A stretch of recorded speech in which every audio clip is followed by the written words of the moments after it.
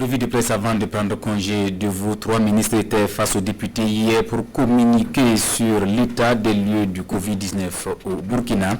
Dans la riposte au coronavirus, également le Premier ministre est allé galvaniser les chercheurs et l'armée. Lecture croisée des journaux avec Amadou Marcelto. Prise en charge des malades du coronavirus, le Burkina attend 100 lits de réanimation, titre à sa une Sidoya. C'est l'une des informations phares de la communication du gouvernement autour de la pandémie face à la représentation nationale hier. Pour le journal de tous les Burkinabés, 3 ministres ont apporté davantage d'informations sur l'état des lieux de la maladie, mais aussi les mesures prises pour l'endiguer. Selon Aujourd'hui au Faso, la ministre de la Santé a tenté tant bien que mal de répondre aux préoccupations des députés présents à cette plénière.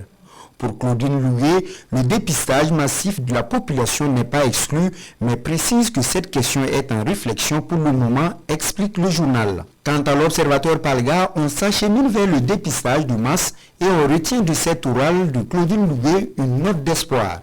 À ce titre, elle fait savoir que plus de 100 lits de réanimation entièrement équipés ont été commandés depuis 2 mois, mais la conjoncture oblige, ces appareils sont toujours pas arrivés au Burkina.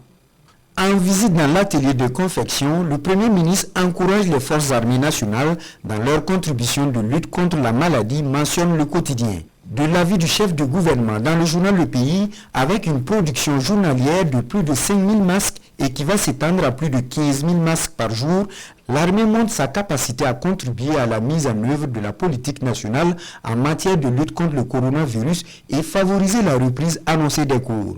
Covid-19, IRSS, Atelier des forces armées nationales, Christophe Daviré salue les travailleurs de l'ombre dans Aujourd'hui au Faso avant d'indiquer que la production des forces armées nationales servira à équiper les élèves et enseignants le jour où le gouvernement décidera de la réouverture des écoles, précise le journal.